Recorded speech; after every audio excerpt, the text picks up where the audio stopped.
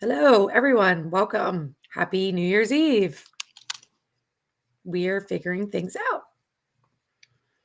Mm. Hey, happy New Year's Eve. And it's okay, we're already live. So I did put in the message that if they weren't able to join through the um, LinkedIn. link that you had given, that they can just go ahead and kind of like search for, um, your profile page and then just find it.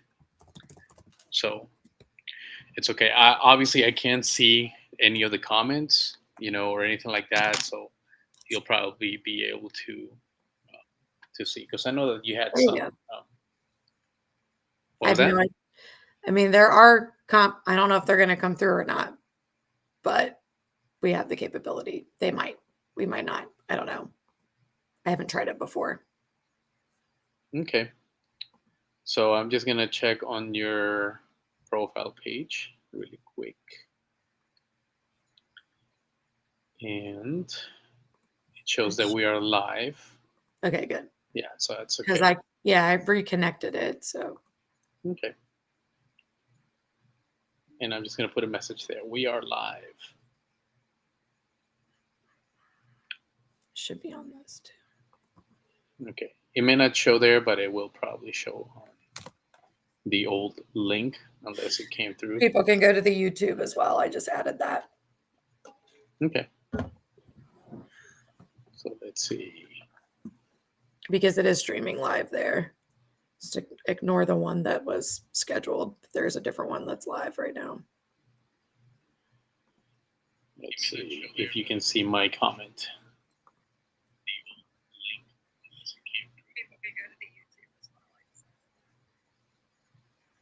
I can see it. Yeah, Okay, on cool. the side. Oh, I can Uh, pull it up here. Yeah, there you go.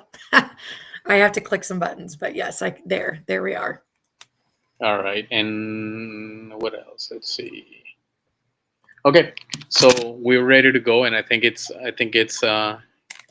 okay. These things happen, so we can't let anything like that kind of like get in the way. You know what I mean?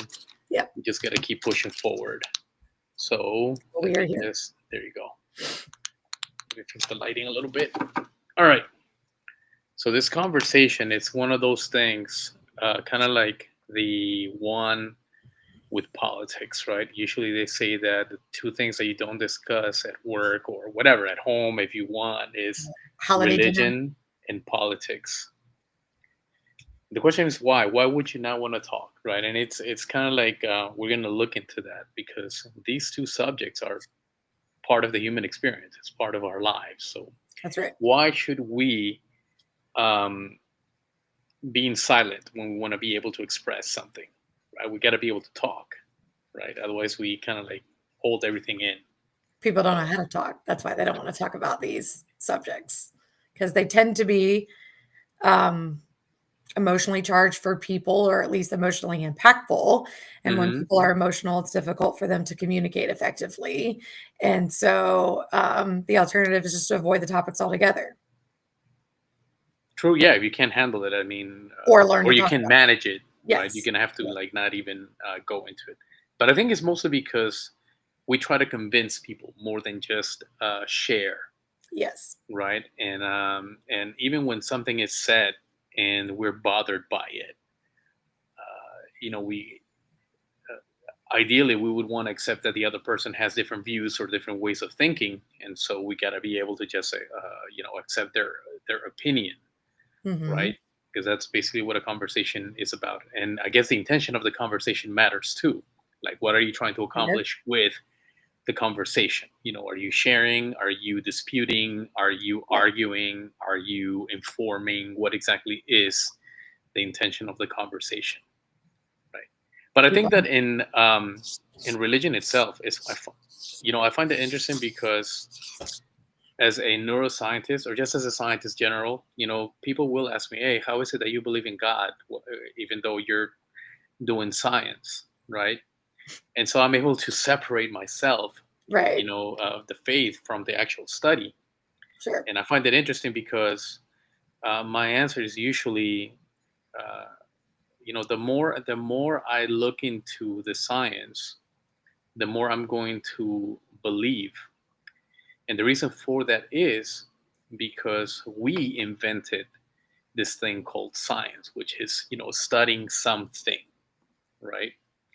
And so imagine how advanced we are as a being, that we have our own brain, and our own brain is leading us to study Yes. itself, and Yes. study the things that we do in the world um, that we live in, right? So I can easily separate myself. I can go into the study mode and Yeah. things like that, and then I can get out of it and go into the experience, right? Okay. Because Yes. science usually goes with studies demonstrating this experimentation, and we at least consider what we do somewhat factual, right? We present numbers, we present this, and those are Data. data, and that's basically what science is. And the most interesting thing about that is that, remember, we made that up, or we started with that. So anything that we choose as a way to measure something is going to be correct or incorrect based on what we're choosing to measure it by.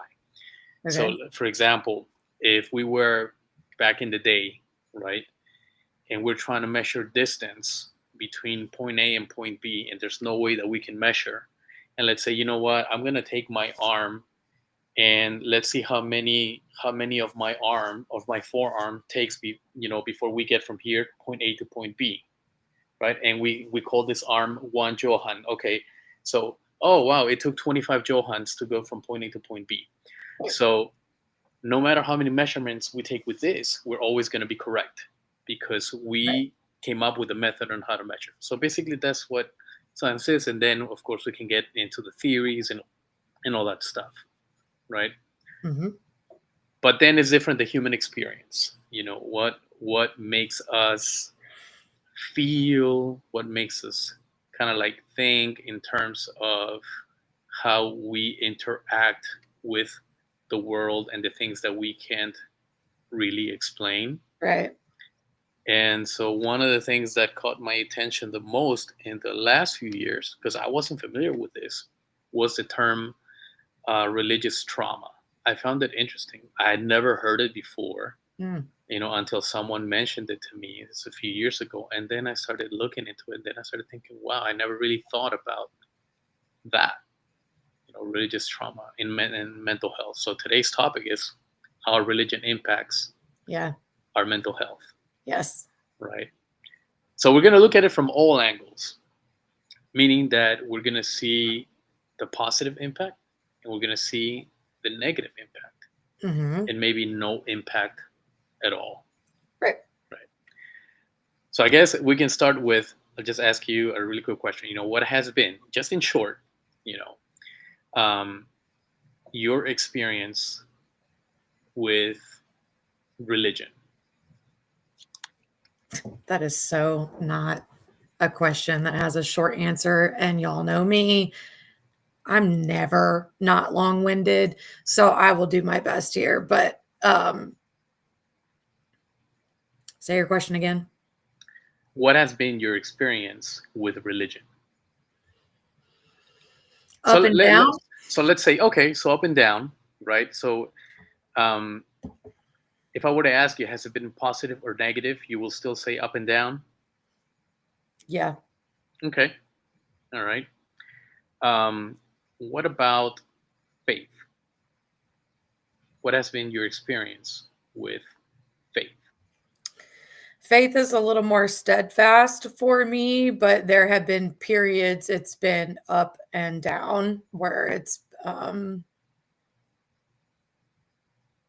been less steadfast, I guess. Okay. And I ask these questions because I think that now more than ever,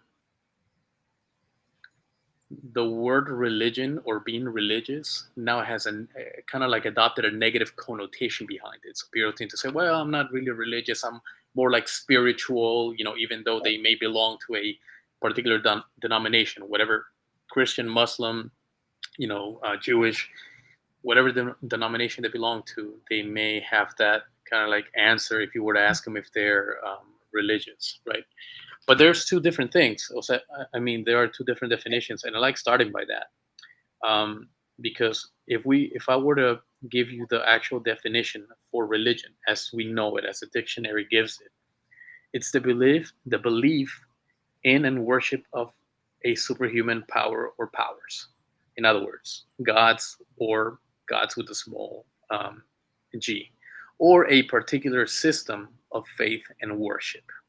So it's basically something that has structure. Right. And then, Doctrine. if we go to faith, is basically complete trust or confidence in someone or something. That's Okay. what faith is, right? These are definitions. So we provide definitions. So I find it funny that when sometimes I speak to people and they tell me, "Well, I'm not really religious. I'm spiritual," and then I ask them, "Oh, what does spirituality look like for you?" It's like, Right. "Well, What does that mean? I do this, or I go to church, and then I do Mm. this," and so they're still following the structure. So it kind of like, no matter how you try to explain it, you know, you still have the definition by default of what religion is. You're still following a structure.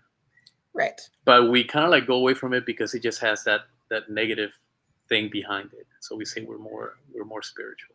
Well, I'm thinking of like some clients of mine that particularly like would adopt that language, I guess, and they would, and many people probably at Mhm. this point have described to me like that when you ask that question, right? Like, no, I'm not really religious. I'm more spiritual. What does that mean?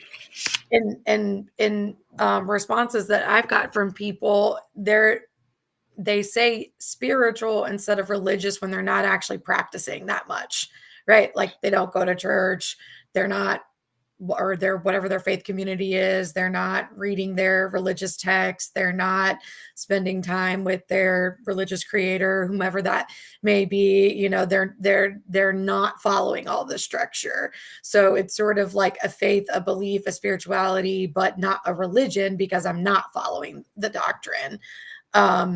And I'm thinking specifically of a couple of Jewish clients that I have, Mhm. and they would say that, but I'm not really like practicing. Like I'm not practicing my religion, and that's sort of, or a religion at all. And that's sort of the response I get when somebody says, they're spiritual, not religious. Yeah, the feedback that I've got, for example, when I've spoken or worked with people, mainly the ones that um, have drawn away from a structure, let's say, and they say spiritual, right? When they tell me how they practice their spirituality or how they express their spirituality, um, is usually still following a structure. Well, I do yoga, or I do meditation, or I read this, or this is how I practice my faith. And so they're still trying to follow a structure, and that becomes their, I guess, a way that they express it. So that's what I'm saying. Technicalities, and with all technicalities, we can't get away from a particular structure. No matter what you say, we're still going to fall into the structure. But more than that, um,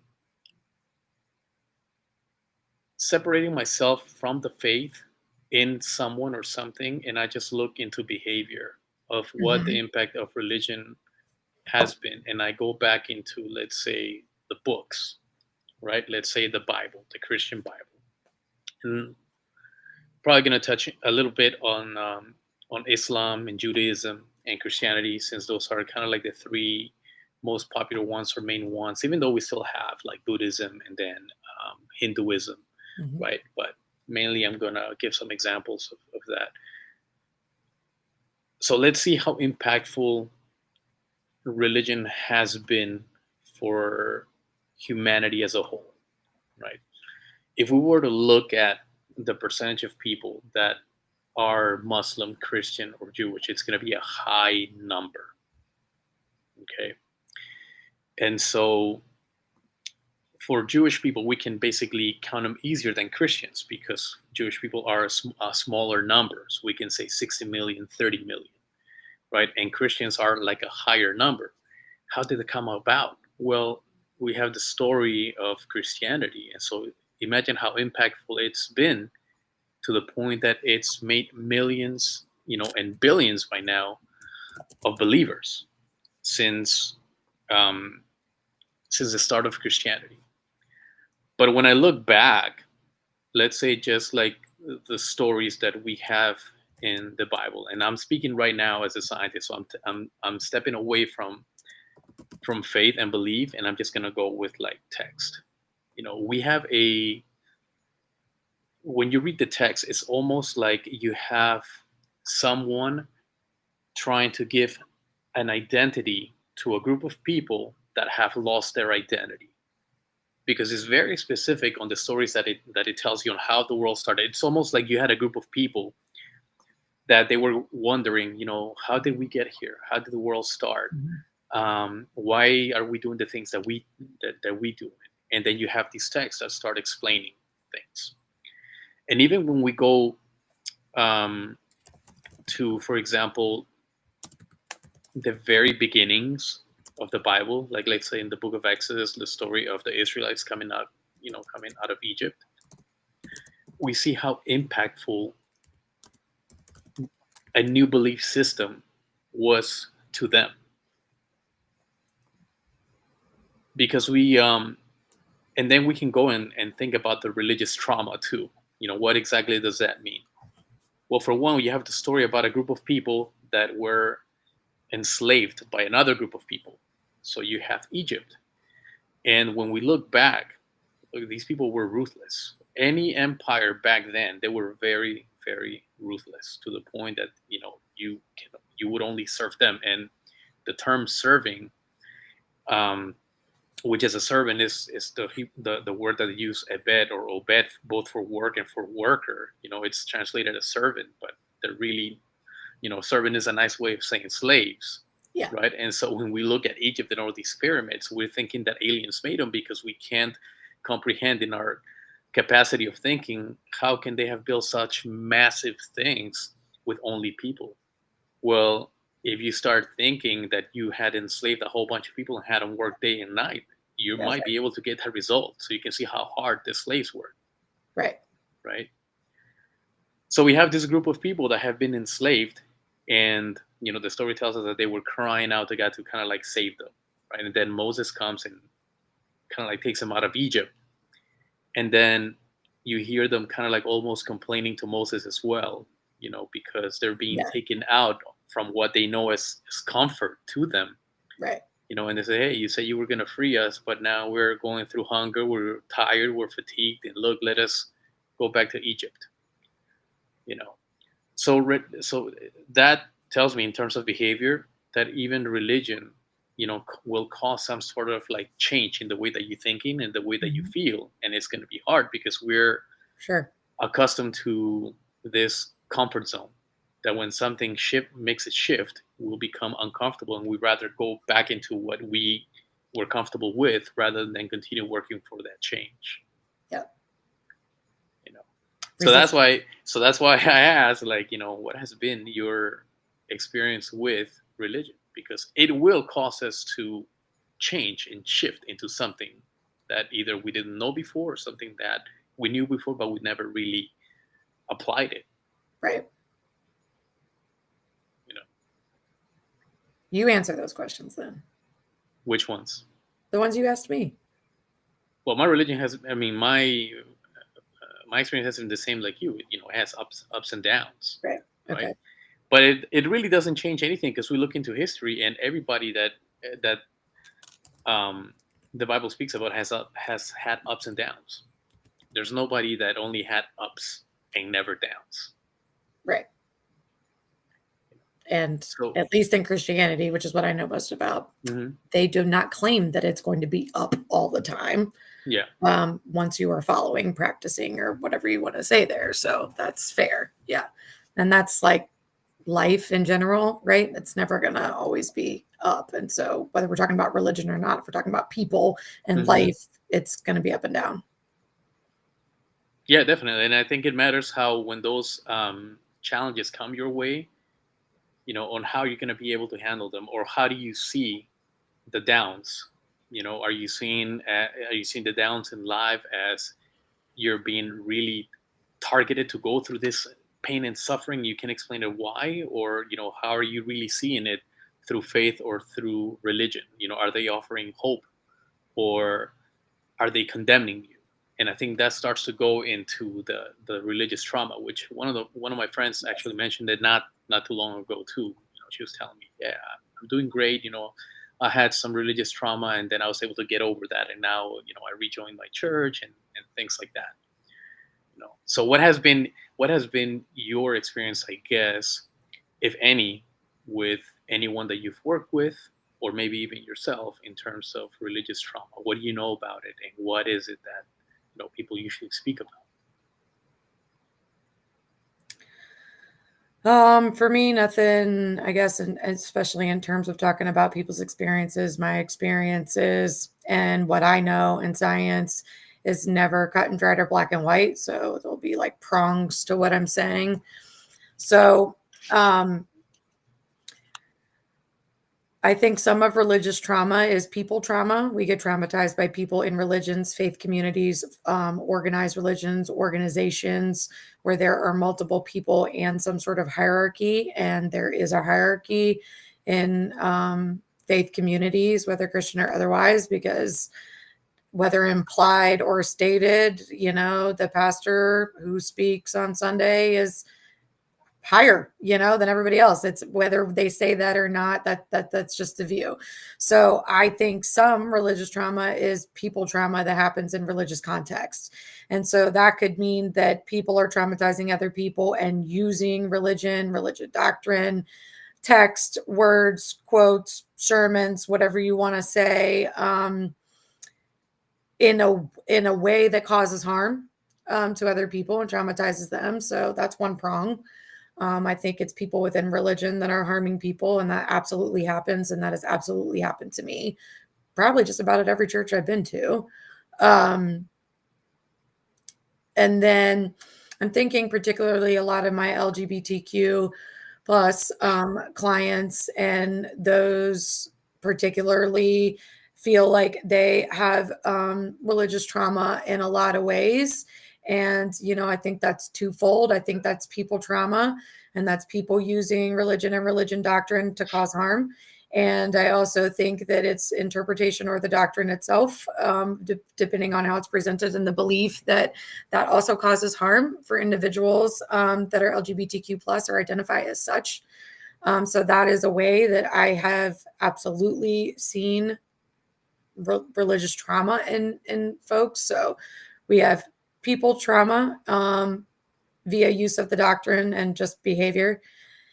And then we have religious trauma via people and the doctrine, and my professional experience and some personal experience, mostly with individuals that are LGBTQ plus. And then I think, okay, so we have people trauma using religious doctrine. Then we have people trauma using religious doctrine and the doctrine itself causing trauma with the way that's interpreted, what it said, whatever the case is there. And then like this other prong then is just the words, the text, the beliefs themselves, the way they've been interpreted and presented in modern day, whatever. Now, Christianity itself is, a couple of millennia old. So times then and times now, and interpreting the text and the doctrine and the words and all the things, somewhere, whether it's like what it says or in translation of what it says, I think causes harm depending on who and what religion and perspective. But okay, so that's like my overall arching thing. My personal experience would always give you guys every time I'm on, because I feel like that's important. And I have experienced people religious trauma and religious trauma. And I think for a long time I thought it was people trauma, and then only here recently I've realized that it's religious trauma. And related to expectations in my faith, a follower of Jesus, Hmm. um, not meeting them, I guess, to whatever degree, and then um, what is absorbed, I guess, in terms of harm that way. So it's hard, like how I'd say it is like always, okay, this, some of this comes back to my own mental health, my perfectionism, my anxiety of things. It's like always wanting to do the right thing, trying to follow all the doctrine, trying to follow all the rules, right? Going through shitty things in my life, going through shitty things in my relationships. Going through traumatic things and hurtful things, and then trying to come back to my religion, my faith, the doctrine, the people, the community, and getting harmed by all of those, when I was seeking a source of refuge, and that is not what I got.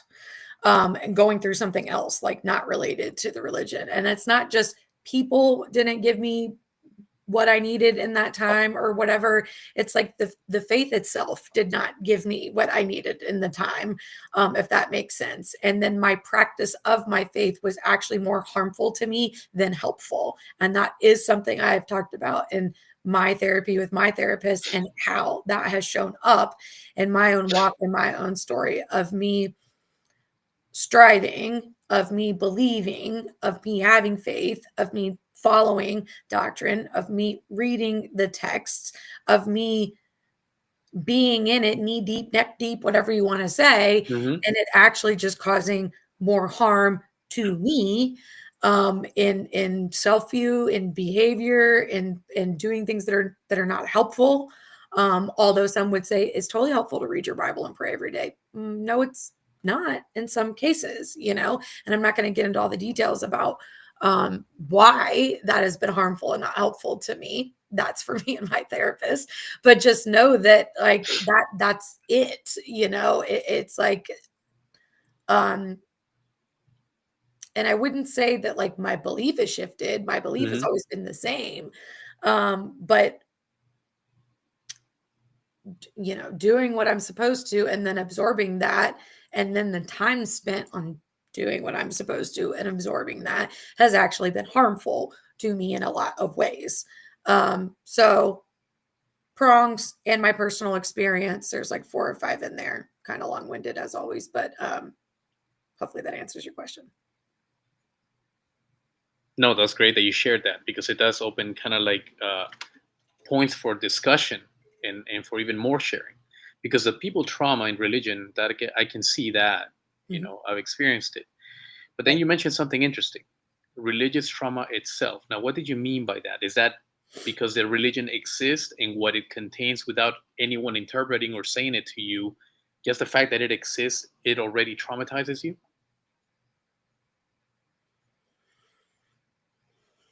Because of what it entails or what it contains?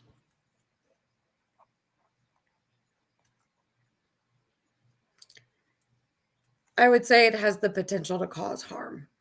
Okay. Yeah. And I That's can see that too, because for example, when I look into the writings, because the only way that we know what people went through is through the writings, right? right. It's the only way. Otherwise, we have no clue what this That's right. signified with this event or anything like that. That's right. And so I think that everything that you have mentioned, you can see it in those writings too. People went through the same types of experience even back then, in terms of interpretation, in terms of what was expected, in terms of something basically merely existing and having the potential to cause harm. Mhm. So when we take all that and we apply it to the human experience, it can be quite traumatic. Yes. So we're talking about the times that we're in. Now, if we were to go back, we don't even need to go back into the time of Moses. We just go in, let's say, into the time of Jesus, right? So historically, you have a group of people there that are being basically ruled by a Roman occupation, you know. And so, as a people, even within there, when you look into history, you had more than just one group of Jews that had particular beliefs. You had Sadducees, you had Pharisees, you had Essenes, you had Ebionim, Right. and these different groups had different views and different, I guess, interpretation of what the Bible said or what their expectation was, and all that, right? At the same time, the lifespan was about 30 to 35 years old because of wars, because of executions, and so the Romans were pretty ruthless, right?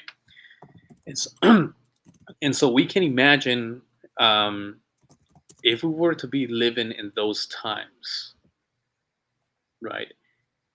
Do you think it would be hard for us to maintain our faith in a God or even in a religion when we're consistently asking, save us, or why are things going wrong? Why are we under Roman occupation? Why did my brother just get crucified? Why did my sister just get stoned to death? And we have all these different things. So imagine the religious trauma in that, right? You're actually seeing Yeah. people getting executed at the hands of Romans, right? Not to mention that only a couple of hundred years before that, a group had been successful in fighting a Seleucid army or a Greek army and regained their temple so that they can worship. So it was a major victory. But again, you see death and you see everything for the purpose and for the sake of their faith, or the conviction to their faith. And so a couple of hundred years after, to lose the battle again and for the temple to be taken by the Romans, or be under Roman occupation and rule, is kind of like a slap in the face. It's like, well, what happened to the God that we believed in? I thought that, we were going to be protected, we were going to be saved, that we were going to be, all these things. So we can see how religion can be quite traumatic. And in terms of the interpretation, we also see that. And this is kind of like what caused the friction and conflict between, at that time known Yeshua Bar Yosef, who we know as Jesus, son of Joseph. He entered into conflict with all the different leaders there, the religious leaders. So we can see how even interpretation at that time, was rough because of everything that was going on in the world. And I think if we bring it back to us, we can see how keeping the faith or being part of a group, can be even hard in this day and age. Yeah. Right. Especially because I think we have so many things too that come our way, and we have so many other things that we can compare things to, that it can cause us to kind of like shift a little bit. Maybe not in belief, but maybe in practice. Maybe we start seeing things that can be interpreted as unfair. Mm-hmm. Why these people? Why that? Why did I pray for this, but it didn't happen? But this other person whom I know is really bad, good things happen to them. Yep. Or why did this person pray and they got what they wanted? And Yep. how come I'm praying day and night and it's not happening These are my damn questions. for me? Yep. Right. This is where I get frustrated with Yeah. people and religion and the whole thing. Yep. Yeah, and it's understandable because hey, it's part of the human experience. We're Right. If there's expectation from us, well, we And certainly have to comparison. be expecting something too. Exactly. Yeah. Fair. Right. It's Yes. fair. So the impact of religion itself, it can be both positive and negative. Yes. And it can be negative on how we see it or how it is presented to us, Yes. because that matters. And I guess that's where the people trauma come into play that you were talking about, people religion Right. and trauma. Right. Excuse me. I think one of the interesting things too about religion is that we can see it like way back in in history, that in terms of like what we needed as humans to feel that connection, when we look at the text, it's almost like like God knew what we needed. And let me explain what I mean by that. So when Israel is taken out of Egypt, they're in the wilderness, right? And so Moses goes up to the mountain, and he tells the people, hey, wait here, I'm going to go up to the mountain, or whatever. And the way that you can see the writing it's as if God was a mean God. He comes and he gives you these orders, like, you shall obey my commandments, and I will be a God to you, and you will have no this and that. And at first sight, we can read it into that and be like, man, this God doesn't sound like the loving Jesus from the New Testament, Right. you know. But what we're not thinking is the human experience, and we're gonna mix the human experience of religion with how we live life and what happens when we go through some sort of trauma or stressful situation, right?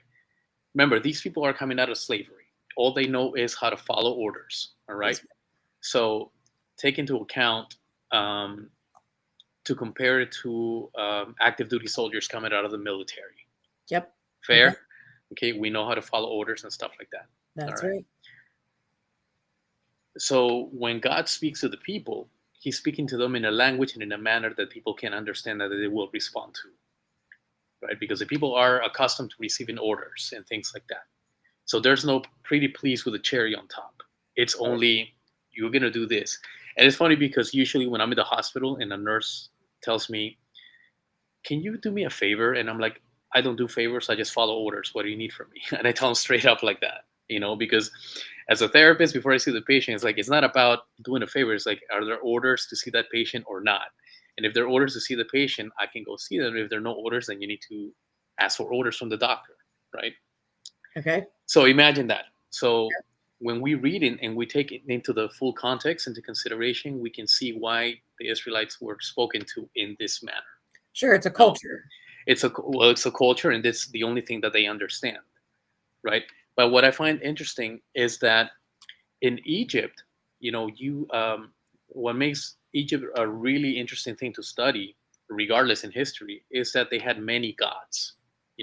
Mut, Ra, Amut. I mean, they had hundreds of gods. Right. And it wasn't until King Tut that he got everything into monotheism, as Ra, the sun god, and stuff like that. But you did a lot of ceremonies, and you wore a lot of jewelry, and you had a lot of different images in order to feel that, to show that connection, And so going back to that time, and Moses goes away and tells the people to just stay here and chill, So what happens when Moses goes away, right? The people ask Aaron, his brother, and says, hey, make an image for us, the God that saved us and things like that. And what happens is that Aaron asks for all the jewelry and the stuff that people were wearing and the gold, and he melts them and he makes this golden calf, right? And so if you notice, as you're reading through the text, God did not give commandments of making, let's say, like a tabernacle and all the utensils that you need to do until after he saw that the people needed something that something tangible, something that they can see, something that they can, have in order to feel that connection. Okay. Right? And it's the same with us. For example, if I were to give you like a special bracelet, it's something meaningful that you will probably wear, and it will remind you of me, and have that connection, Whereas if you don't have anything of me or anybody else, let's say, you can still remember the person, but it's not going to be as meaningful, right? Or, for example, the memoir of Adam, your brother, that you have it in a nice frame. So imagine somebody taking that frame, you kind of like just throw it on the bed, or put a book on top of it and things like that, and you'd probably be like, no, that's something special for me as my brother. Why would you? Right? So that shows us that we needed something tangible to kind of like feel that connection to that, right? And so we see that back then, so we see the human behavior, what it was like and why it was needed for that to happen, right? And so it wasn't after that. And then after that, kind of like in the writings shows that God tells them, okay, you're going to be making me a tabernacle. It's going to have this kind of curtains, and it's going to measure this by this. And you're going to make a breastplate. Yeah. And it's the measurements are ridiculous. Exactly. Fun fact, Sarah Fargo O'Brien has read through the Bible 3 times in its entirety, and getting through the measurements is the worst part every freaking time. And you know why? It's not applicable. It's not applicable to us because when we go into the writings, we get to see it that he is giving this particular measures to a particular Yeah. And it's hard to tribe. visualize Yeah, now. Like, I mean, like, can I get like a visual of this? Like, what the hell are they building? I don't even yeah, know because we didn't see it because it's not there anymore because it's not the time, right? and So we I'm reading it and now and like, what is this? yeah, and Yeah, we don't feel it's applicable because really, do we right. have to do all this? Sure. No. But in reality, when we look at the way that we behave, we do need something tangible or that we can see in order to connect. You know, that's why we have a different experience, different human experience when we are at home and let's say and we read the Bible or whatever other text you want to read, versus when you go to a mosque or a synagogue or a church. It's a completely different experience Right. because in those places you're going to see something that is going to make you feel connected.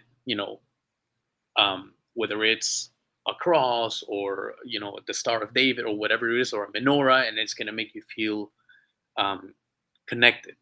you know so we kind of like had all that, and this is like that impact that religion has um, on us, that it gives us that way to feel connected to that creator or whatever it is that we believe in. So Right. that's the nice part. Yes.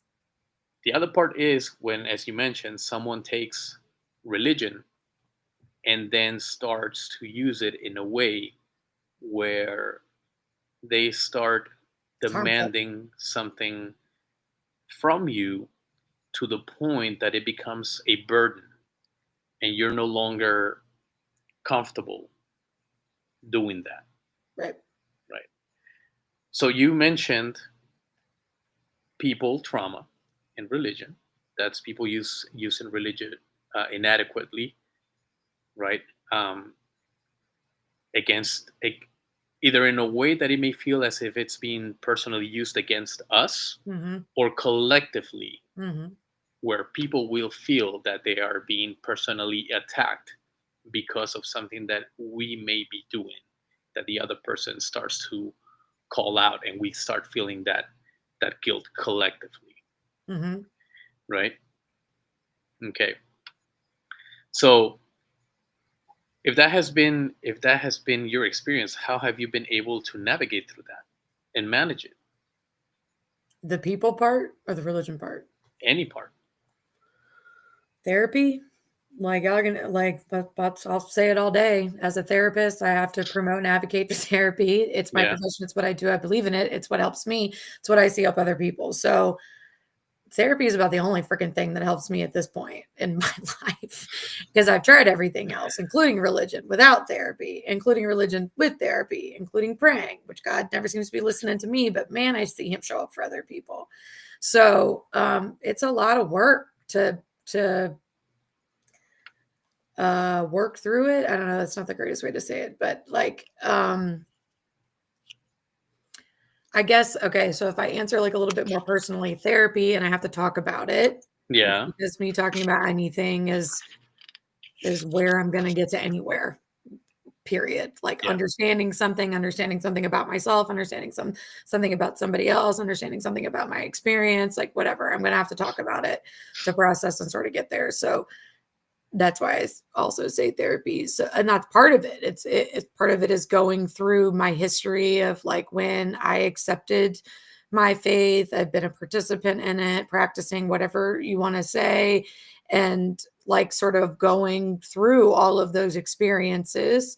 So going through everything I know and have learned over all the time that I've been practicing my faith about my faith and the doctrine and the text and etc., as well as all the people experiences that I've had and different faith communities I've been a part of, many at this point, many faith communities, many people, many of my own thoughts and conversations about it. And it's not black and white, right? It's not cut and dried. I'm sure some of the way that I view things or interpret things depends on what's happening with me at the time, or what's going on in my context at the time, and how much stress I'm experiencing and from where. Because in general, like, that'll put me and everybody else in the world, but will just use me into a negative or a positive headspace, depending on what's going on. More stressors put me in a negative headspace. That's true for most people. And so depending on what's going on, also, like, the way I'm absorbing it. I don't want to say the way I'm interpreting it. I'm being very mindful not to use interpretation, because that's not it. It's the way I'm absorbing it. Like how it's sinking in to me, maybe makes a difference on some of those things. But it's been hard. There's been confusion, questions, questions I don't have answers to. Some questions maybe I do have answers to, but they were answered by people in religion that I trust. That doesn't make them right, I guess, but it makes them right for me, because that's where I can hear it and absorb the answer to some degree. But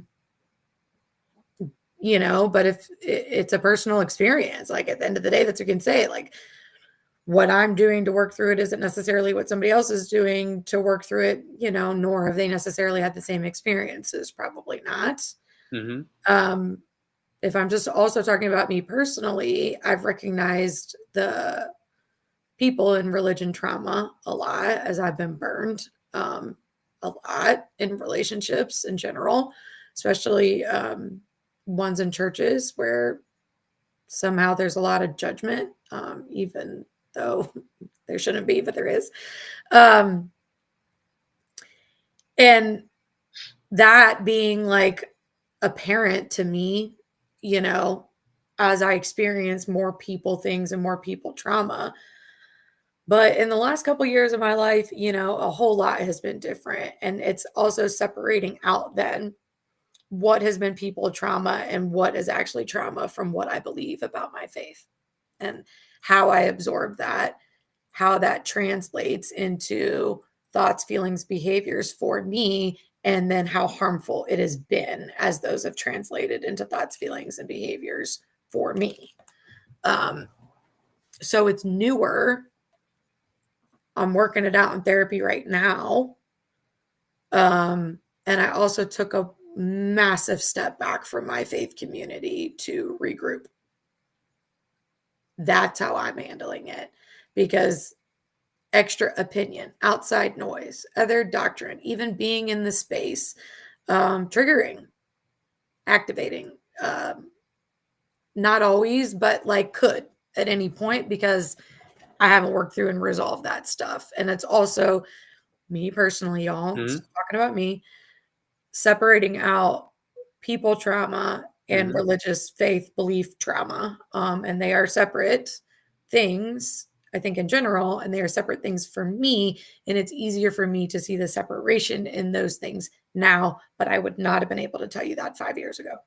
What is one example of what you would consider not people utilizing religion, right, to traumatize people? Because that does exist. I've seen it. I've experienced it. Right. But what do you consider is one thing about religion itself that can be traumatic? Expectations. Like what? Expectations on behavior. Okay. But isn't that part of our human experience too? Like, we expect behavior from other people? Sure. Yeah. And how does it feel if we can't meet those expectations? And how does it feel if we can't meet those expectations day in and day out for 20 years of your faith? Like what? Okay,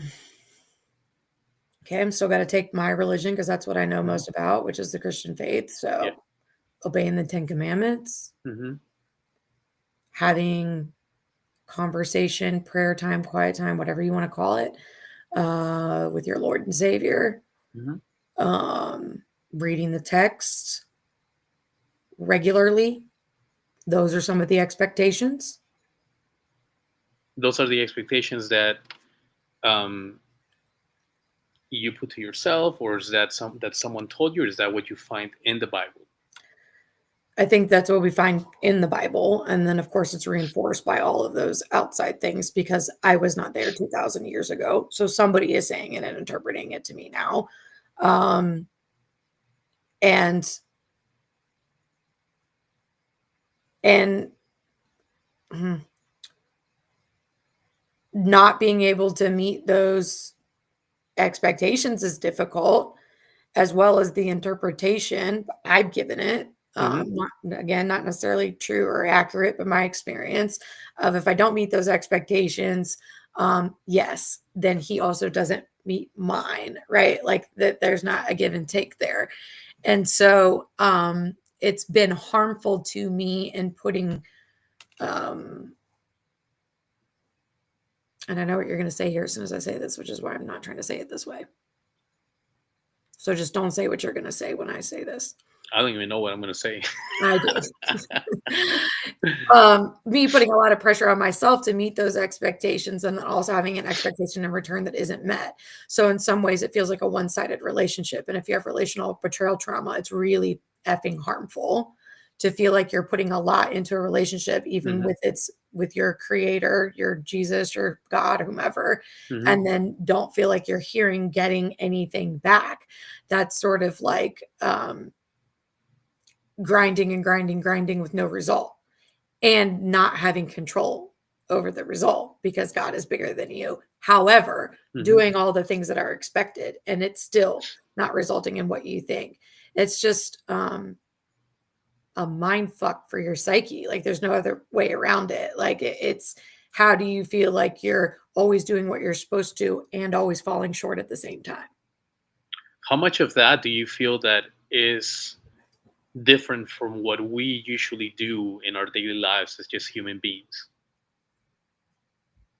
I don't for me personally there's not as much Hmm. weight in day-to-day life like and if people are I don't know what to say, committed to their faith, whatever, have proclaimed it in some way, Hmm. whether they're practicing it or not. It's it's probably going to hold an elevated status to everything and everyone else in Hmm. your world. So I think that's part of it. Yeah, I think that the message from what I've heard, I mean, and I'm talking about since I was a teen. You know, the message has usually been one of, I don't want to say accusatory, but it's usually been a message of kind of like almost putting like a guilt trip. So I can see how that Yeah. collectively Yeah. can affect us as a society, right? Um, Making us basically not even believe because we believe in God, but just believe in God because we don't want to feel guilty anymore. You know, and I can see that because these are conversations that I've also had with, you know, just family members, friends, and also just people that I've worked with, you know, in mental health, that felt that like they lost that spiritual connection, which included practice of their faith. Hmm. So I can definitely see that.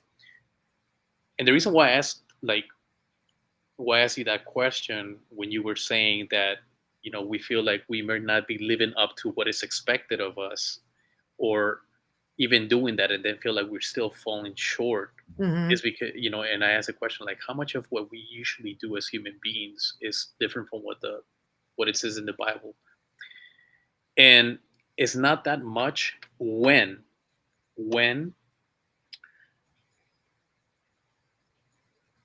we allow ourselves to basically express the faith that we have.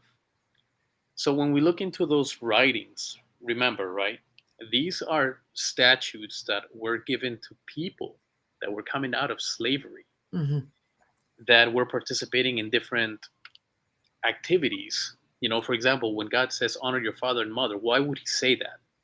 Well, obviously, there was no honor of father and mother. Why? Because you're in a place where there is no father, mother, there is no sister. Everybody's an equal slave. There is no everybody's going to be in survival mode.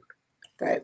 So it makes sense when you look at all the different commandments that, these are things that we're going to be adopting as values. So, for example, Mm-hmm.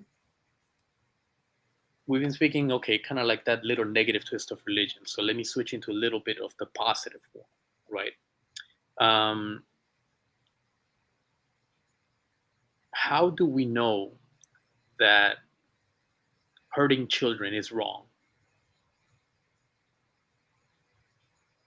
Where do we get that from, that hurting children is wrong? I'm sure there are laws about it. Where do we get them from? Who said at the People. beginning, who said at the beginning, don't touch a kid, don't hurt a kid, don't hurt a child, those are things that we adopt as values, Right. right? And so I go into behavior now because we start to develop a morality Mm-hmm. based on ancient things that has been passed down from generation to generation, right? And when we act on those things, it doesn't become a burden because we're acting on them naturally. It is when we have the resistance to doing that it becomes a burden. And so it's almost like that resistance to change when we try to do work, like inner work. Right. Inner work is hard because it Yeah. takes us from a place where we're comfortable. Even if we're in trauma and we're suffering, trying to get out of that, it can be hard because we're not used to it. So hard. It is so hard. Right? I was just talking about this with my Yeah. best friend yesterday. I was like, it's a choice. This fucking sucks. Like, It it's not easy to heal from no, trauma. but it is, and the thing is that in terms of behavior, it is in terms of the human experience. I don't even want to call it behavior. In terms of the human experience, it's hard because it's not just a choice. You gotta have some sort of motivation and guidance.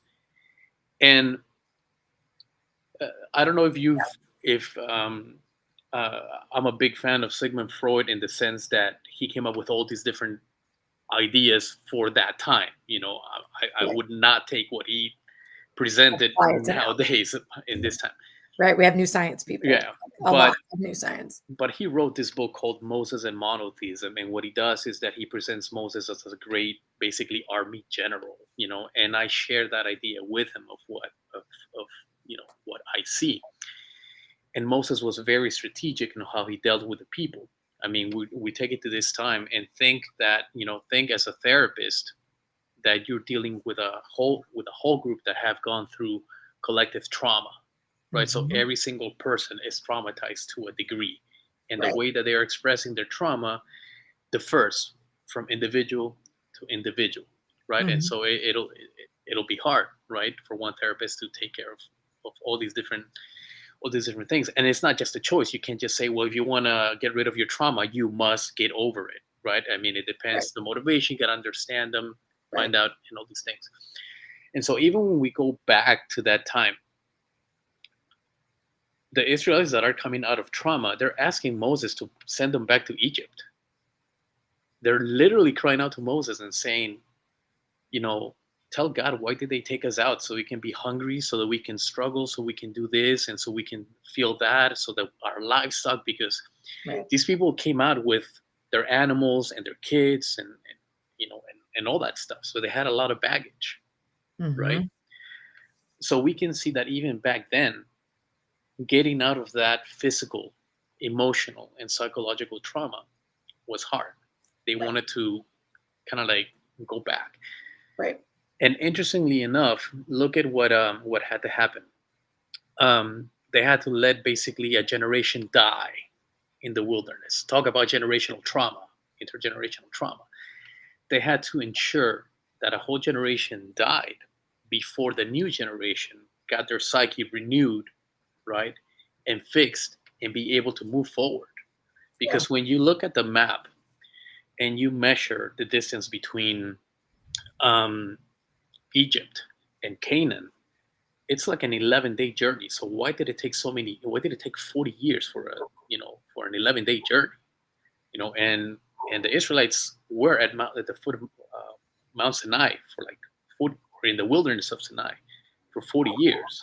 Right. So they had to let this generation with the old mentality, right, of that they were serving this and they were enslaved to this, Sure. die so that the new generation can come through. And the way that I read that story is the way that we can look at trauma at an individual level. We have the Egyptians, which is the things that traumatized us, that kept us on there, and the trauma cannot let us go. Yeah. The trauma is things that happened, it impacted us, and it's nothing like a person that can let you go. Yeah. We have to be the ones that actually leave that, Let it go. Yep. let it go. And so we see in that story of the Exodus, right, that God kept going to the Pharaoh, or Moses kept going to the Pharaoh, and the Pharaoh would not let the people go, but the people had to do one thing. What was that one thing? They actually had to make the decision to pack up and go, while being aware of the possibilities of suffering that they were going to go through that change, right? Yeah. So it's the same thing now. We go through trauma, and that it's not the thing that is grabbing a hold of us, is that we have to be able to make the decision. But along with that decision, it's not just that, it's we got to have the motivation, and we got to have a guide, because these people without a guide, they didn't know how to navigate, and that's important. Right. They were navigating. Moses was a general. These people wouldn't have gone, because the reason why it takes so long too is because he started here in Egypt, and they went down to the peninsula of Sinai, and then went up to Canaan, which is now Israel. And so they went like this. They could have gone a straight line, but there was a strategy behind it. So all those different movements is the way that we sometimes work through trauma too. But at the same time, we can go into that same position where we're crying out to our guides, or our therapists, if you will, or our psychiatrists, or our medical professionals, like, man, just give me the pill. I'll just go ahead and deal with the things, and we're not really doing the work. Right. And interestingly enough, the father-in-law of Moses gave him some great advice. And he says, hey, these people are coming to you for every single thing. Why don't you start Delegating. delegating? Yeah. Let them come to you for the worst of the things, but then get the people that you can work with. And look, we see how it works, because we have what? Social workers, we Right. have psychiatrists, we have licensed family therapists, then we have psychologists. So we have all these different people that we work in stages, and we work together, right? And it works better. So he starts establishing a hierarchy in terms of like helping people, Right. and it proved to be successful, because then people were successful in being able to deal with all the changes that it required. So in that sense, we can see the positivity when you look at the religious texts, as something that we can relate to in terms of going through trauma. Now, when you were telling me, I know what you're going to say, in terms of that. No, I didn't know what I was going to say. Why? Because it's something that we can definitely say, well, we have a role of responsibility in what we can do, and things like that. But it's not, because when we go into even the religious text, we're going to see that the people that were coming out of trauma, they weren't able to do it on their own. Right. And their responsibility was based on what they knew. Right. So when we try to take responsibility just based on what we know, and we're still, let's say, in the old ways, we're going to repeat the same mistake, because we don't have that guide to kind of like help us through. But that guide also depends on how they connect with you, right? Because if you're a therapist and you tell them, dude, you're messing up, we got to do this, it's very different than if you tell them, let's talk about what made you choose that course of action. Is there anything else that you could have done? That's very different, right? Yeah. And I think that brings me back to to how I started this point. Is I think the message right now, or in the last 30 years since I remember, has been that of putting a guilt trip on you in terms of religion, and sometimes people can respond to that, and some other Mhm. people can't, Right. or they don't. Right. You know, Fair. right? Um, okay, so you gave me that. So you gave me that example. Then you mentioned people in the LGBTQ plus or now. So how is that um, potentially causing trauma to that community? Is it people going to them? Is it religion itself? What is your view? Why? What you know? How are they being affected? There's definitely people stuff, and judgment and being treated differently as a result of being in a faith community and being openly gay. Mm-hmm. So I know many, many firsthand accounts of that. People I know that are friends and people, adults I've worked with as as their therapist. And so that's really difficult for people. And then again, I can't speak to the other religions because I don't know enough about them. But I don't think I've heard anybody interpret the Bible differently than homosexuality is a sin. It's like Mm-hmm. something you should not do, you should not engage in, you should not practice. And when you're telling somebody who doesn't have control over their sexual, it's not like they chose their sexuality, Mm-hmm. that it's wrong, then what they're hearing is it's wrong to just be them. Like you can't change that. So when that's the message, it's inherently harmful because it's like change your nationality, Johan. Change your skin color. Change your eye color. Just do that right now. Be blonde. You can't, right? But if your religious text said like having brown hair is a sin, well, what the F are you gonna do? Like there's no way around that when that is the message, and it's that you are wrong as a human being. And what I know, so it's not even just guilt there, that is toxic shame if it gets internalized. And in the regard of like, I'm just wrong as a person, which isn't accurate, right? Like, Yeah. but if that is the message, then you don't have anywhere to go. You can't fix that. You can't change that. Just like you can't change your skin color and you can't change your age and whatever. You can't. Mm-hmm. I mean, you can change your hair color, but not naturally, right? Like it's artificial, whatever it is. And so that is harmful for people. That message, that belief, the stuff written in the text, like that, how it's interpreted, how it's said by other people, all of it is harmful. So do people in the community adopt Christianity or Judaism or Islam as a faith, knowing that the religious text speaks against the way that they live life? I have no idea. Right. Because I think that's what can make the difference too. Because if a text exists out there that says, what you do is wrong, but you are not part of that faith, how are you allowing that to basically affect you? So I'll give you an example. In Islam, it says whoever does not accept Islam, you're an infidel. Well, that's what that book says. I don't belong to that group. So why would I let that affect me?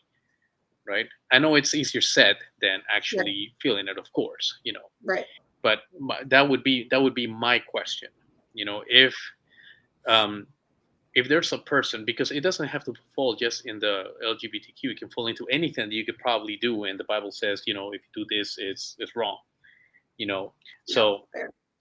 of course, if I'm Yeah, I'm breaking a choosing lot of the to rules. accept, yeah, if I'm choosing to accept Right. this, then of course I'm going to be held by the rules and regulation, right? It's kind of like when you, um, whatever, you can make a choice on anything, and if you're choosing to accept the laws, then you're gonna have to abide by the laws. Let's say in that, as cold as it sounds, but I don't think that.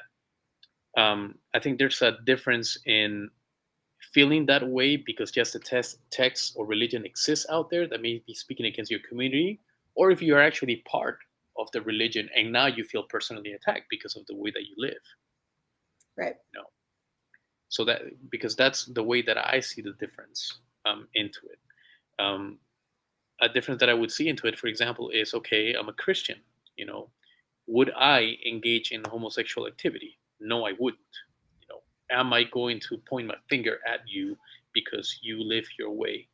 No, I'm not. But that's just not the way that I live. That's the way Right. that they live. But I am accepting and I am adopting a particular set of beliefs, right? So I think it's kind of like different in that sense. I would consider definitely religious trauma if you are part of that religion, whether Judaism, Islam, Hinduism, or whatever it is, and then you engage in whatever you live the life the way that you live, and then because you've chosen this particular um, style or just something in you that you can't fight, as you said, you can't really go Yeah, I guess against that's it. the main difference You for know, me is like you it's not go. this thing is not a choice. Getting a tattoo is a choice. Using cuss words is a choice. Using drugs Hmm. and alcohol to some degree at the first time that you do is a choice, right? Like, and Hmm. if those things go against your religion, you can choose not to do them, but you can't do Correct. anything about your sexuality. And that's just like the greatest example I have from that. But there are other Sure. ones, I'm sure, that, it's like if you are just this, like you can't be that. Like it's like you can't reconcile that because it's not a choice. Right. And I think in that sense too, it's like how much of, first of all, who has the power to tell you, well, you can't believe in God or you can't believe in Jesus if you live this way. Who has the power to tell you that? None other than God. If you were to ask me, Right. right? So I would say that's an example of the people utilizing Sure. religion in order to harm, right? Because yeah, nobody has the authority or power to say you can't practice this religion because you're A, B, or C. Period. Right. Nobody is the owner of any particular religion or faith or how you practice it. You know. Fair. Yeah, you could still hold the belief, hold the faith, and practice it. I have a little bit of issue with that because if they're not accepted by the people in religion, that we all believe the same Hmm. religion, then it's hard to practice and have faith at all. Not that you can't have some, right? But like part of it is community It for is all religions. sure. So if like you have this religion, this belief and this faith, and all the people within it are saying you're wrong, well, that's going to create a whole lot of incongruence. Well, and that's the importance of community. That community doesn't mean that you're just gonna get together with a group of people. Community, you have to be able to get with a group of people that think the same or are, for the most part, the commonalities that you have with them, not so much difference. Because if you try to be part of a group that you have differences with, it's not gonna go so well for you. It Right, wouldn't be a smart choice. But right, even then, we were mentioning that even in the time of Jesus, there was a split, a division between what people believed. And there's this one example too. Um, it's Jesus going around somewhere. I can't remember exactly when. I know it's in the book of Matthew, but um, these Pharisees come to Jesus and they tell him, "Hey, why are your disciples transgressing the tradition of the elders and they're not washing their hands before they eat?" And so Jesus responds to them by saying, "And why are you guys transgressing the commandments of God by your traditions?" And he mentions something interesting. He says, in the word says, you will honor your father and your mother, but you guys say that whatever profit, mom and dad get is a gift to God. And what did that mean? That when you say, it's like if you're my mother right? And I come and I give you, let's say, money or a house, instead of doing it because I'm honoring you, right, as it's commanded, I'm doing it because I believe it's going to be a good deed for God. So now it's no longer about honoring you; it's about how how righteous I can be before God, right? Mhm. So he made a separation of that. It's like, you guys are doing this because you want to be holy to God and not because you honor your father and mother, Right, right. right? So there was a difference in interpretation. And then he goes to say, when then actually Peter asked him, can you explain this to us? It's like, hey, it's not what you bring into your mouth that defiles the man, but what comes out of it. And then he explains, what comes out of it is like evil thoughts, you know, Mhm. profanity, whatever it is, because we Right. speak from the heart. He doesn't say don't wash your hands anymore before you eat, but he explained that the most important thing is what comes out of the heart. Right. And so there was a difference in interpretation. So definitely his disciples were not going to be able to hang out with the Sadducees or the Pharisees or the Essenes or anything like that. So we see this even back in the day. This is nothing new. Okay. you know I think that what makes it hard today is that we in the I think we've talked about this before, in the hope of inclusivity, we start creating division and separation. You know, Mhm. um, because when we do that, um, we're going to divide people on the for or against. There's not going to be in between. Because if I tell you, Sarah, I'm going to make a church, and we're going to be inclusive, and we are going to take the LGBTQ plus community in, right?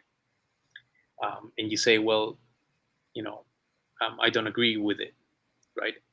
Automatically, you're going to be against it. There's not going to be a gray area. There's only going to be black and white, Right. you know. And so it makes it hard now because you don't only have what you experience on your own, you're going to have groups that are very verbal, that are very toxic out there, making sure that you feel their unhappiness or their wrath, that will attack you, for whatever reason there is, that they'll make sure that you feel that you're not welcome, Right. and so it's hard. It's not just going to be hard for people that feel excluded. It's going to be hard also for people that are included but feel discomfort or something, to not be able to speak their voice, Right. because they're going to be seen as outcasts. And we see it, and we kind of Mhm. like touched on this when we are speaking about politics too. How many people were afraid to say that they voted for Trump or that they voted for Harris, depending on what group or where you were at, that you wouldn't feel comfortable or not comfortable saying that, because if you say one name and the other group doesn't like it, you're automatically going to be seen as a, whether it's a Democrat or a Kamala Harris supporter or a Trump supporter. So you're getting categorized and you're going to be labeled, Sure. and this causes a lot of fear. And right now it makes it really hard with social media nonetheless, Right. you know. So religion is definitely being, in my view, is definitely being misused to cause division more than unity, you know. And then not too long ago, I usually get tagged in videos on Instagram, and usually these videos are about different types of religion. And usually these videos have someone from a particular religion speaking trash about the other religion. And the purpose of that is to get you in a mindset where you only see one group as a negative. Right. And those things, when you look at how many times it's been shared like thousands, hundreds and thousands of times. So this is what we're exposed to. Right. You know, so we have there the positive and the negatives of religion, and it affects people in different ways. Yeah. Um, but when you were mentioning that you, let's say, you pray and you see it happening for other people, but not for you, what does that make you feel like? And this is only, I know that you mentioned that, those things are for you and your therapist to talk about. But if you feel comfortable sharing, share. If you don't feel comfortable, that's fine. We can bypass it. But when you see that happening, or you feel at least that's the way that it's happening, what do you do about it, and how do you manage it? The first question you asked me is how I feel about it, which is totally different than what I do about it. I mean, what can I do about it? I can't change people, circumstances, God, whatever, like, I don't know, but I get real pissed off and upset, confused, disappointed, sad. Um,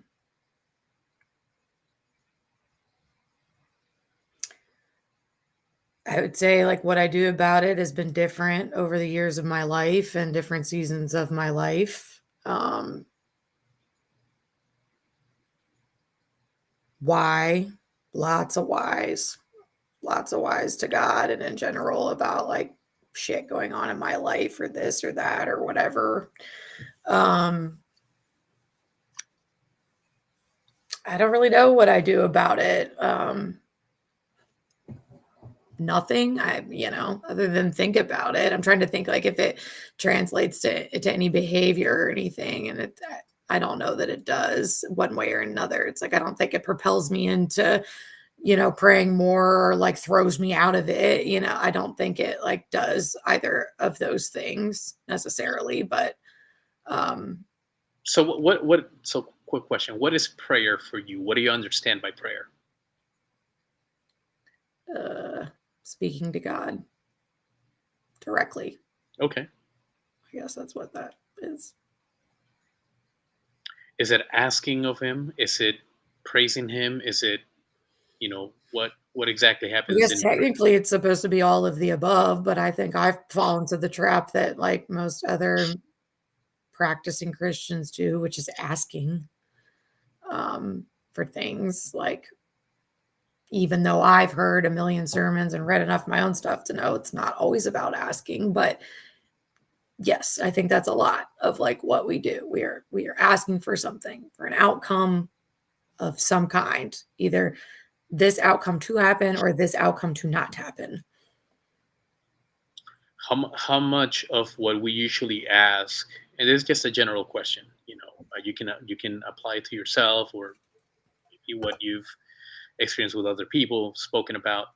How much of what we ask for do we usually have control of?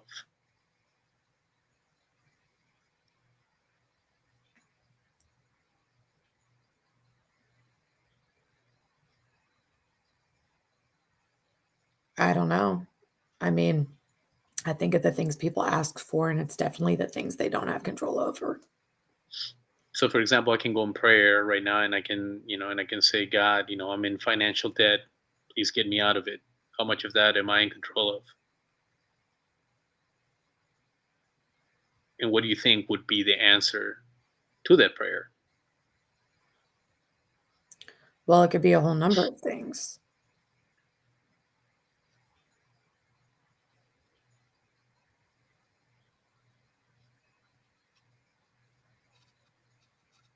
So it depends on the person,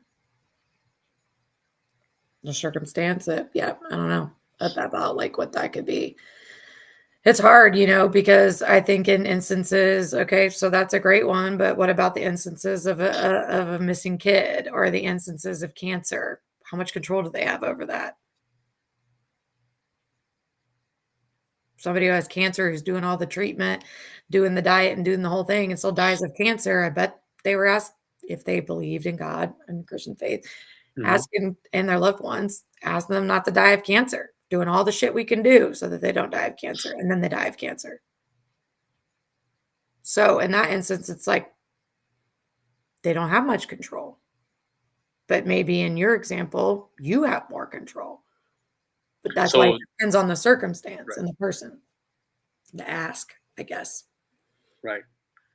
Because what I would be thinking is, I can ask, of course, we all um, can think of those instances when, yeah, when we pray for people that have a disease, but not everyone that we pray for that has an illness dies, and not everyone that we ask for that has a disease lives.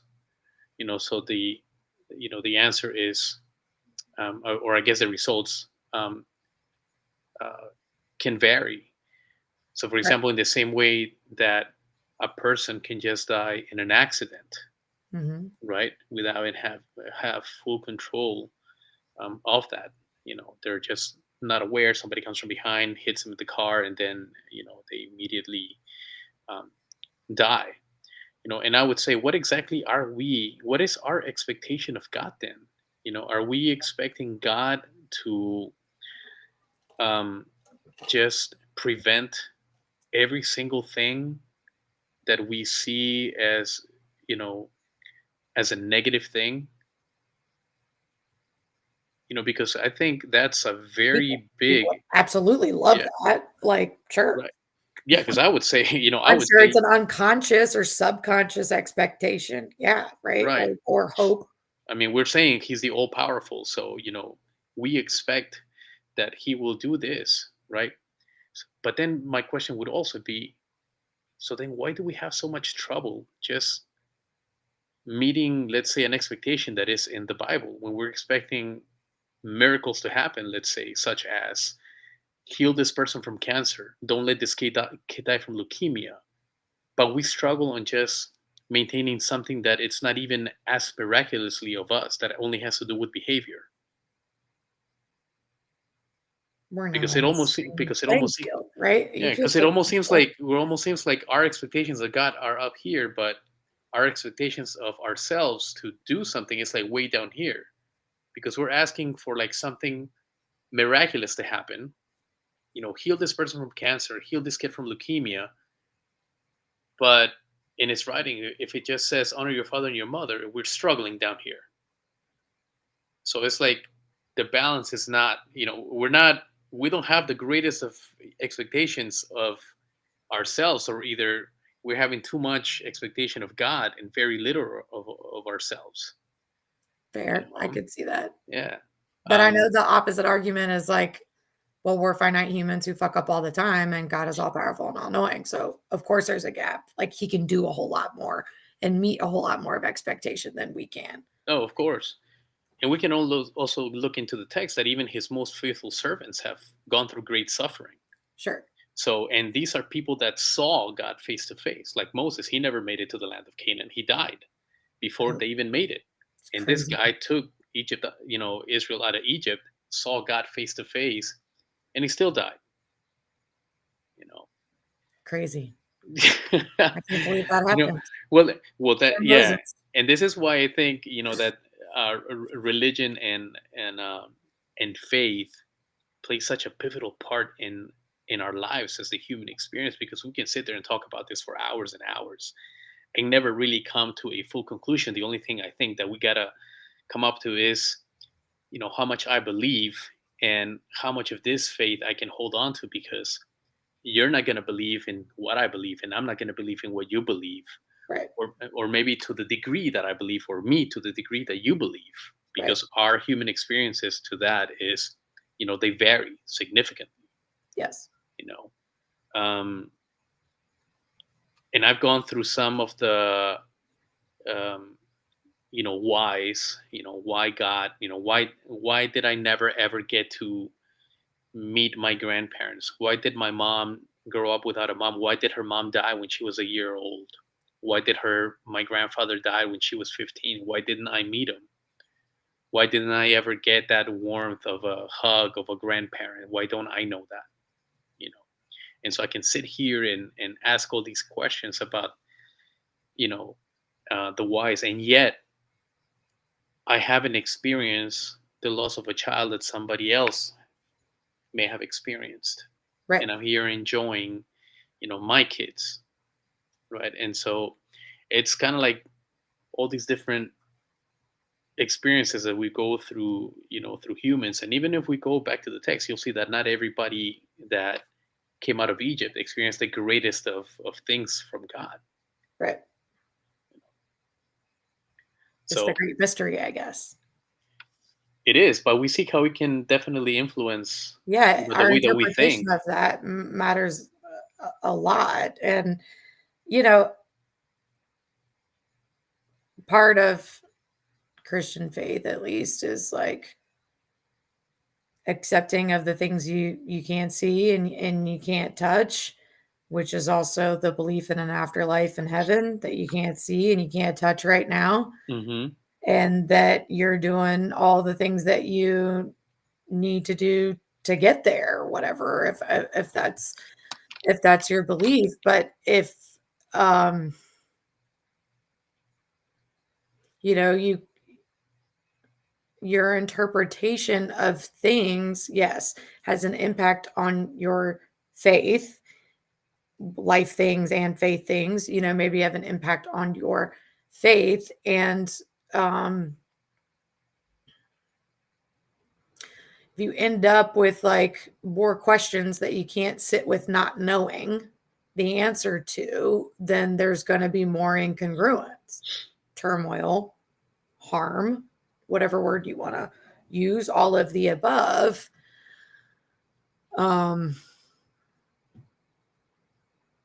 so I don't think there's any way to extrapolate that from the human experience, I guess. Yeah. I don't think, when go back and just look at behavior, I don't think that we would be here as a society had it not been for religion and faith. It's almost impossible because where are we going to get our values and our morals from? And when we were just touching on the on how Moses built a hierarchy, we can see how society came into play, through hierarchies of these things, from a people that were clueless, Yeah. you know and when you look around everywhere, everyone will have, or maybe not everyone, but for the most part, the majority of people, or a good majority of people, will believe in something greater than them, whether they belong to Christianity, Islam, Judaism, or any other um, part of religion.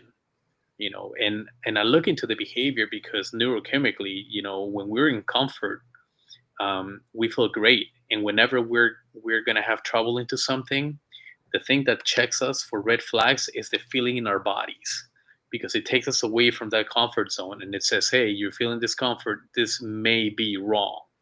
Hmm. And that's what happens chemically inside us. Yeah. But it's because of the different things on how we interact with the people here on Earth, um, through behavior. So I don't think that we would be where we are without that religion. I mean, it's almost like that caused for quite a few empires to fall, you know, um, and kind of like it put a pause on all the violence that there used to be back in the day. Because remember, everything was allowed. The Right. different groups were known for sacrificing their children Right. to other gods, burning them alive. Yep. Even the Incas in Peru, Yep. they had women as sexual servants or sexual slaves, and they also sacrificed teenage girls and children to the sun god. You know, that was part of who they were. That's part of what they acted like. And it's not until the different faith comes in that we start getting all the morals about not harming children, not having sexual relations with children, not to harm a woman physically, what marriage is, what a relationship entails. I mean, think if we didn't have all those things, where would we be in a society? It would be all no structure, and we'd be in chaos, and we wouldn't have anything that really stops us from doing anything, and everything would be valid. I could see that. I think probably something else would create a structure if it weren't religion, but Well, we religion's had, yeah. Well, the thing is that we had a structure before religion, and we see it through the Canaanites, and see it through the Egyptians, and we see it. Egyptians didn't have, we say religion because we're the outsiders, right? But the way that they were, that's what they practiced.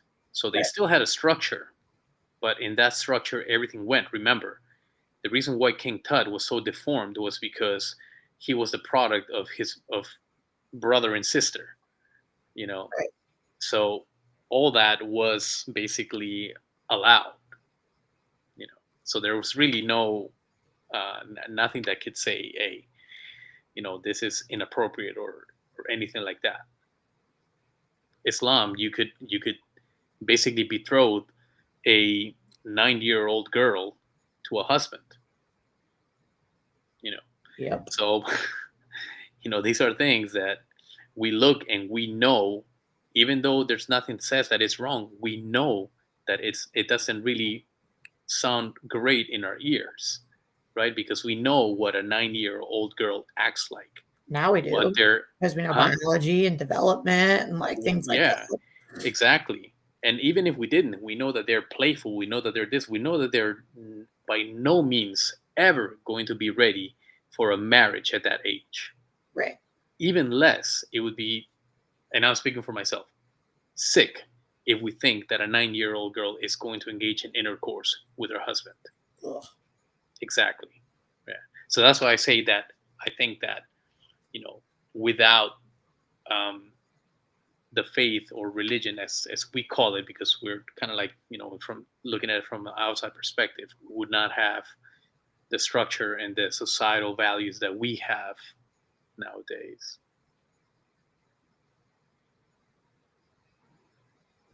What That's else? me speaking in terms of behavior. Well, yeah, and I could see that, right? And like you said, there's going to be a structure regardless. I mean, you're not going to thrive in chaos. You're not going to grow in chaos. You're not going to progress in chaos. So eventually there has to be a structure of some kind because you're not going to get anywhere in chaos. No, we'll get comfortable and probably we won't even be able to know that it's chaos that we're in. And I Right. think that's what happens with, when we go through trauma. We react certain ways, we speak certain ways, we engage in certain behaviors, and we don't know the reason why we're behaving this way is counterproductive because we can't really see it until we probably hit rock bottom, Right. and then we start going to, I don't know, to see a psychiatrist, or we get hospitalized, or whatever, Right. but we can't see it, you know. So once again, I mean, great conversation. Yeah, this is an interesting one. I wonder what people are going to think. The other thing I'll say, like, you might not agree, Hmm. but just because I got to throw it in here, just because I'm going to throw it in here. Yeah. Um, I think Hmm. trauma-informed principles and practices are Yeah. a good value base with or without religion, whether Are you what? believe with or without religion. Hmm. Um, and that's also how you have conversations with people that are different than you, from you, believe different things than you, live a different way than you, have a different faith than you, even have different values than Hmm. you, because there's no way that we're all going to have the same values. All the religions don't even have the same values. We Hmm. talk about people practicing different religions than not, And so I would be remiss if I didn't say trauma informed principles and practices bridge that gap a lot of the time, when we are using it effectively. And I am going to use my network as an example because we're talking about religion, Hmm. because we hit all religions within our small group of like Hmm. 30 people. And it's a non-issue. Now I get it. We're not like practicing our religion in my trauma informed network, but everybody's differences, everybody's values, everybody's opinions, everybody's way of life, everybody's way of practicing their work or whatever is all held with care, even if it's different. And we communicate with care, which is what I would say trauma informed is. And it's a non-issue within our group if there's different values, different faiths, different religions, different expressions of those, different practices. etc. Because of the trauma-informed nature of our network. It does not, well, what it does is it allows for being open, being curious, being non-judgmental, and leading with empathy. And if we all adopted a value of that, regardless of what all your other values are, there'd be a lot less harm. That is always what I am preaching about. That's always what I'm talking about as a person who has incurred and suffered much harm from the world, from religion, from people, from myself. The more that we can lean into open, curious, non-judgmental, empathetic, compassion, the more you can have conversations like this, no matter what side you're on of things, and like our political conversation, and all the things I do in my network and all the work I do with them, we don't run into a lot of friction, not none, but not a lot, because we all adopt this value of leading with compassion and empathy and curiosity, which is trauma-informed skills. So anybody wants to know more about that, find me on LinkedIn. I don't disagree with you. I think what you said, makes a lot of sense. So I don't disagree with you. I don't know why you would say that I will disagree with you. I don't. I said but you might not agree. Oh, you may not agree. No, Right. I don't disagree. No, I just think that, more than that, if we are just people and we are human, by nature we will be trauma informed if we do the things the right way, which would be being open to anybody else's point of view. That is us being trauma informed. Is that the title that you want to give it? And when it comes to that,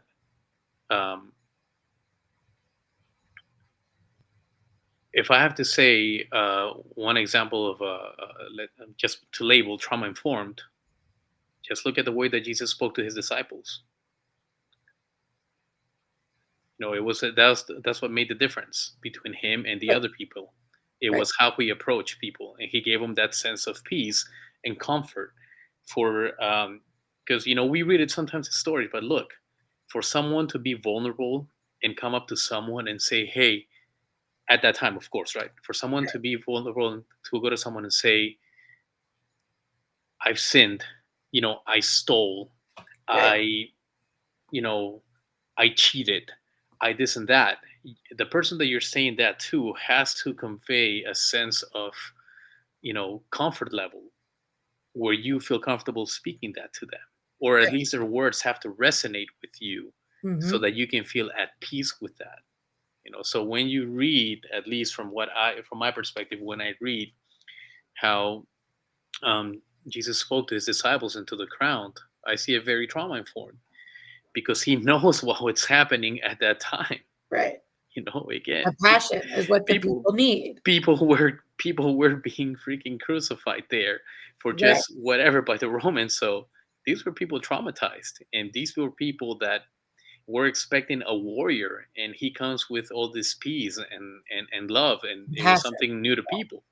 Yeah. So yeah, I don't disagree with you at Right. all. And so it was countercultural then, it's countercultural now. We may have lost it, and I think like the network um focusing on that is great, because yes, it does bring that um special touch, of trying to get you to understand what trauma informed means, and the how positive it can be in order to foster good peaceful communication or open communication. you know Absolutely. it's great. I think we've lost a lot of that because of the way people express themselves out Yep. there. Mm-hmm. So it's definitely something that we should learn how to use, adopt. We'll probably see better results not only in interrelationships and relationships with our children, relationships with our parents, relationship with everybody, if we only just sit there and kind of like listen. There's a reason we have 2 ears, only one mouth, right?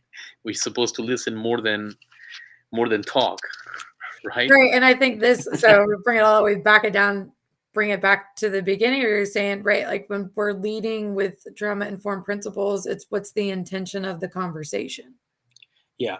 at any point, right? Are you talking about a business meeting, a team meeting, collaborative effort, project, parent, kid, relationship, marriage, whatever? What's the intention behind the conversation? And ultimately, it needs to always be that both sides feel heard and still feel like a whole human at the end of it. Yeah, definitely. It's about the human experience. That's Right. when you connect with someone and you connect with them um, naturally, right? You don't find the difference with that person. You find the common ground with the person, and when you find the common ground is that both of you are human. It doesn't matter what your belief, what your faith is, or whatever it is, because you're going to be speaking to a human face to face. That's going to be the best human experience. That's going to be the best kind of communication that you're going to have with someone. Hearing them out, not think that they are Jewish, not think that they're Muslim, not think that they're Right. Christian. It's going to be that thing. Can it be hard? Absolutely, right? Especially when you're speaking to someone that may not share the same values or may have done something that you would not do yourself. Right. Nonetheless, Right. it is a tough job, but the moment that you connect with them, you'll turn to understand more about them than actually just judging the person by the actions that they've committed. Hard thing. I've Yeah. had to do it. I'm sure you've had to do it. Oh, yeah. y- You know, um, And that's what I always say. Like, so being a therapist gives me a unique perspective into the very private parts of humans that they do not share with anybody else often, even their spouses and their closest friends. And from working with thousands of people at this point in my life and my career, there's so much more to us that is similar than is different, but people are not saying it out loud to each other, even in their relationships. They're only saying it to their therapist. And seeing all different kinds of people over the years, and so much of the same thread that runs through us, but it's just the stuff that we don't say out loud, but we all think, believe, feel a lot of times happens. Um, is something that's always in the forefront of my mind when I'm interacting with anybody, and that's the first thing that I do. Anybody that's met me probably knows that, is I'm looking for the thing that connects us rather than the thing that doesn't, because there is always something there. And I don't like all my clients, like everything, everybody hasn't been easy to work with. I didn't gel with everybody. Everybody didn't gel with me. But whether I like them or didn't like them, or could help them or couldn't help them, if I had at least one conversation with them, which they were seeing me for therapy, I did, because we had at least an intake assessment, then I can find at least one thing that relates me to this person, and usually multiple, even if I don't like them or agree with them or like working with them. And it does take conversation. And yes, they are sharing a lot because I'm asking a lot, and it's a therapy space. And I get it. People are not sharing that much outside of that space. But that's all to say, like, just because you can't see it, I guess also doesn't mean it's not there. There is a lot about, like you're saying, the human experience and just being human that is the same for all of us, whether we're saying it out loud or not, or we're on this side or that side or whatever. And people forget that when they're face to face with somebody with differences. It seems to be that we are forgetting this is another human, and we only see them different than, other than. And I hardly ever see that, no matter where you're from, what language you speak, at what age you are, what color you are, because I see all the things that run through us that's the same. That's not the stuff on the outside, it's all the stuff on the inside, that nobody is saying, right, in that way. And so it's like it's hidden within them, it's hidden within everybody, but it's hidden within everybody. Like we all have that. We're just not saying it out loud. So even if you don't say it out loud, try to calm from that perspective with people, from your own trauma informed tip, folks. Here you go. Try to find something in everybody, no matter how different, that you connect with, that you can relate to, because there is something in everybody. there is. I mean, we live here on Earth. That's the one number. That's the number one thing. You know, Yeah. that's the simplest thing. Something that's worked for me is that we're human, and the human experience is not always beautiful. We have the good, the bad, and the ugly. Yeah. Humans love, humans hate, humans like, human dislike, human live, humans kill. And all these things are, they are expected because we see it as humans. So the Yeah. moment that we accept that we are imperfect as beings, and we Yes. can be perfect, and we can be imperfect and perfectly imperfect, that we have the potential to do all these things. We can love as much as we can hate. We can like Mhm. people as much as we can dislike them, right? The moment that we accept that, then we can accept everyone, because we are not special or unique from anyone else. We all have the potential, Right. to do the things that other people do. Thank God that we don't, Right. but we definitely do. If someone killed someone, what prohibits us from doing that? Nothing. So the moment that we start labeling or categorizing people when we speak to them, that's the moment that we'll be open to them and be able to listen to them with a relationship, Right. mom, dad, whatever, Right. it is. And we also collectively as human beings go through sometimes the same type of trauma and react to it in a different way. When we go through wars, we're all going to experience war, but we're going to react to it in a different manner. Right. When we experience acts of God or nature, with a hurricane, a tornado, or whatever it is, we all experience that collectively. But we're going to react to it differently, And that's what we right? have to be open, curious about, folks, and not judgmental. It's how we all react differently to the things that happen Correct. around us. To communicate with somebody, we don't need to be judgmental. If we want to hear them Right. out, we don't need to be judgmental. We can just Right. hear them out in the same way that we want to be able to express ourselves and not be Exactly. looked at. Yes, what we may have done can be wrong, but when we're talking to someone, that is not the focus. Right. you know um, that is not the judgment that we're looking to get. We're looking to connect with the person. That's the idea. you know Right. Connection. uh, Absolutely. So, to me, that's the one thing. We're all humans. That's the point where I connect with a person. It doesn't matter who they are. Yes, I know, whatever, but I will connect with them, and I Yeah. will hear them out. This is why sometimes, um, I know a lot about someone because I allowed for the space for them to be able to communicate themselves free of judgment, whatever they wanted to say, how they felt, what their views are, who they disliked, what their tendencies were, who they feel attracted to, whatever it is, they were able to voice it. It's not unique. It's not out of this world. You know, It does take practice. it takes practice, of course, and of course you gotta know how to connect with a person too. Yes. you know so this is not for your regular person. You gotta have some training and know how to do that. But even so, just being a human will take you long ways. If we can all remember that. Absolutely. Absolutely. So no matter the religion, freaking hear me say this, folks. I'm not supporting a certain religion, whatever religion, faith, belief, non-belief, we're all human and we can all show up with curiosity and non-judgment for connection and healthier communication. Boom. Timeless therapist tips. I like that. Timeless therapist tips. Okay.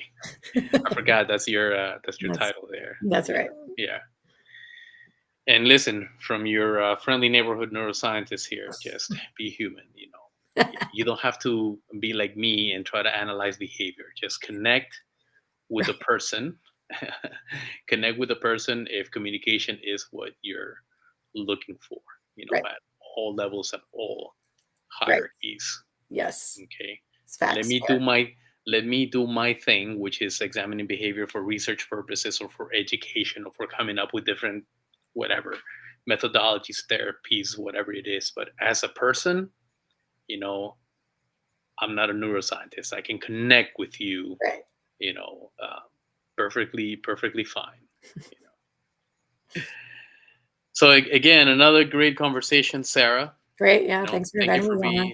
being thanks for being willing to speak about the discussion and sharing the things that you shared about your own personal experience in terms of religion, and faith, and hopefully the viewers of this realize that this is not a bashing of any religion or any faith or any group or anything, but this is, you know, um, a talk of two believers of their faith in their own way, just speaking about the effects of what we've seen in other people's lives and the impacts that we feel we've had in our own lives. Yeah. So that's basically what it is. So drop your comments. Let us know Yeah. what you thought. With that being said, we're only a few hours away from the new year, Indeed. right? And the last thing that I wanted to mention is, in terms of human behavior too, the concept of time. I think, we forgot to touch on it, but imagine if we didn't have a concept of time. The concept of time for us is the way that we compartmentalize different things. Yeah. Imagine if we didn't have that, we would not be able to handle things. Yeah. It's hard So enough when we have the concept of time because it's exactly. mind blowing. Correct. Yeah, but imagine if we didn't. Even more mind blowing. Exactly. And so we have a calendar. We have months that we go by. And everybody from ancient times looked through that renewal of the month or renewal of the moon, and the concept of time. And we're coming into this uh, new year, right? And so just a quick message to everyone would be, just like we have the concept of time, give yourself time. Don't feel that you need to accomplish so much in so little time. Give yourself time. Structure yourselves. Find a way to find structure. If you're not familiar with the map, you're not going to know where to navigate to. And that's the main thing. Right. And just like what we need when navigating, you got to find your true north. But if your compass is not working, you're not going to find the direction. Right. And the compass is basically us internally. If we don't take care of ourselves, we're not going to know which direction we're heading to. That's even right. even if people tells us exactly how to get there, our sense of direction is going to be off. Yeah. So work on your internal compass. Mm-hmm. You're going through stuff, you have the timeless therapist here. Not only is she a therapist, she does coaching as well. There's nothing wrong with seeking, asking, expressing that we need guidance, that we need help, that we need assistance. There's nothing wrong with that. It's not weak. It shows that we have the courage and the intellectual capacity to know that That's what we need. something's just not happening at the moment for Right. us, and that we need this. We're heading to a new year. Some people may be alone, may feel lonely, may feel like things are not happening for them. When we're in that stage, we won't know which way to go, and that's okay. We can just remain still, seek for assistance, ask for help. You're going to have someone that's going to be able to guide you. They can open the door for you, not walk you through it. You got to do that on your own, but you'll have some guidance. If it's in your belief and in your faith to pray for it, pray for it.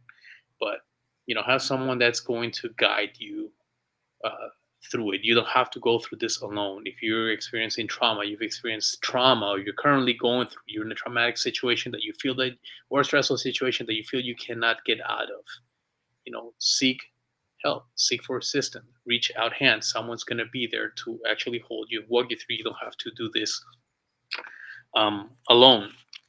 And kind of to close on my remarks, basically, is just going back to the beginning of what we were talking about, and just with this verse that usually works for me. Whenever I struggle with anything that I considered at one point traumatic, and I was able to resolve. And this comes from the book of Genesis, and is basically what I see as the children of Israel being afraid and still have fear of moving past and letting go of what they had gone through. And Moses says this to them, and this really touches my heart and works for me whenever I go through something. And the verse says, "Do not be afraid. Stand still and see the salvation of the Lord." Um, he will what will basically see the salvation of the Lord work, and see the salvation that He will accomplish for you today. For the Egyptians whom you see today, you shall see again no more. The Lord will fight for you, and you will be. And this translation is kind of hard to interpret from its original meaning, because in its original meaning it says that you will be quiet, or basically kind of like saying, "Shut up and let God do the work," in a way.